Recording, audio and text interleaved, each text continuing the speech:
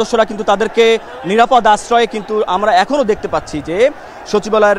Main গেটের পাশেই যে মন্ত্রিপরিষদ বিভাগ যেটি রয়েছে তার সামনে যেসব আনসার সদস্যরা ভিতরে আশ্রয় চেয়েছেন তাদেরকে কিন্তু ভিতরে আশ্রয় নিতে আমরা দেখেছি এবং তারা কিন্তু করজোড় করে সেনাবাহিনীর কাছে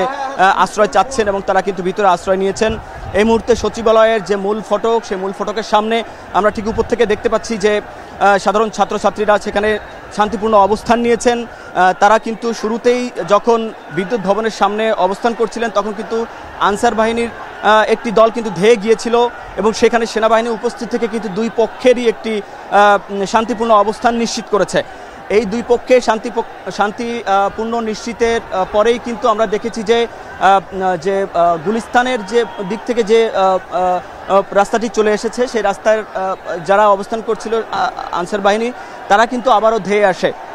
এবং ওই প্রান্ত থেকে কিন্তু সেনাবাহিনী তাদেরকে লাঠিচার্জ করেছে। যে সেনাবাহিনীরা তাদেরকে লাঠিচার্জ করার ফলে কিন্তু তারা আমরা দেখেছি যে সচিবালয়ের মূল ফটক ভেঙেই তারা ভিতরে প্রবেশ করতে চাচ্ছিল এবং তাদেরকে কিন্তু যারা আশ্রয় চেয়েছে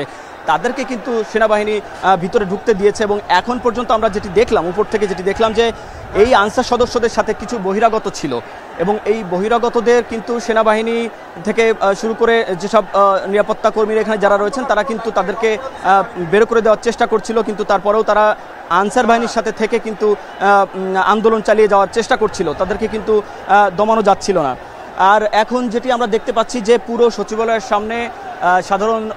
বৈষম্য বিরোধী যেসব ছাত্ররা তারা অবস্থান নিয়েছে তাদের সমন্বয়কের আমরা দেখতে পেয়েছিলাম। এখানে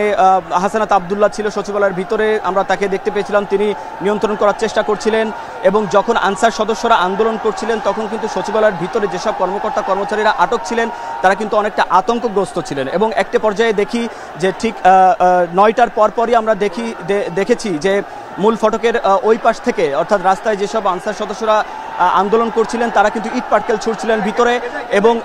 সাধারণ যেসব কর্মকর্তা কর্মচারী তারা কিন্তু আতঙ্কগ্রস্ত হচ্ছিল এবং তারা কিন্তু একটি দাবি তুলেছেন যে এই যে আনসার সদস্যদের এই তাদের যে দাবি ছিল সেই দাবিগুলো মেনে নেওয়ার পরেও তারা যে অবস্থান কর্মসূচি করছে এটিকে তারা ভালোভাবে নিচ্ছিলেন না এবং তারা বলছিলেন যে আনসার সদস্যদের চাকরি স্থায়ীকরণ নয়, চাকরি তারা বলছেন তাদের দাবি যে তারা যেন এদের বিরুদ্ধে ব্যবস্থা নেয় সরকার,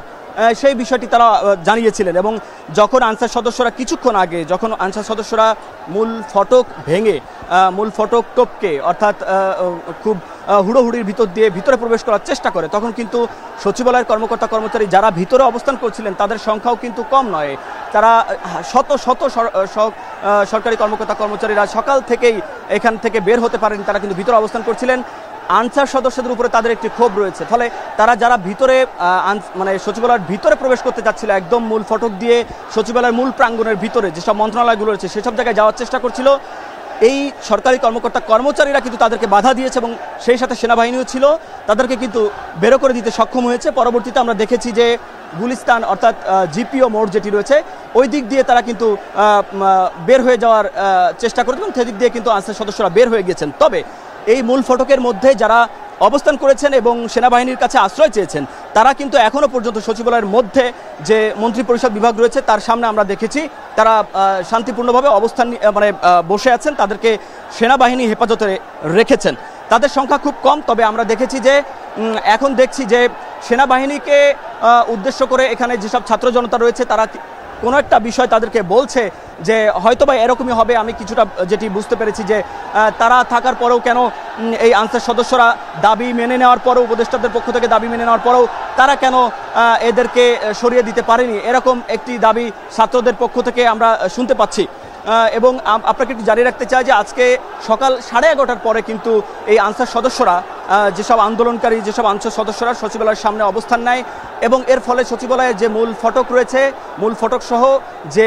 মোট 5 থেকে 6টি প্রবেশদ্বার রয়েছে সবগুলো বন্ধ করে দেওয়া হয়েছিল। তারপর থেকে কিন্তু সচিবালয়ের ভিতরে কেউ প্রবেশ করতে পারছিলেন না, কেউ বের হতে পারছিলেন না। তাদের যে দাবিগুলো ছিল মোটা দাগে যে তাদের যে চাকরি স্থায়ীকরণ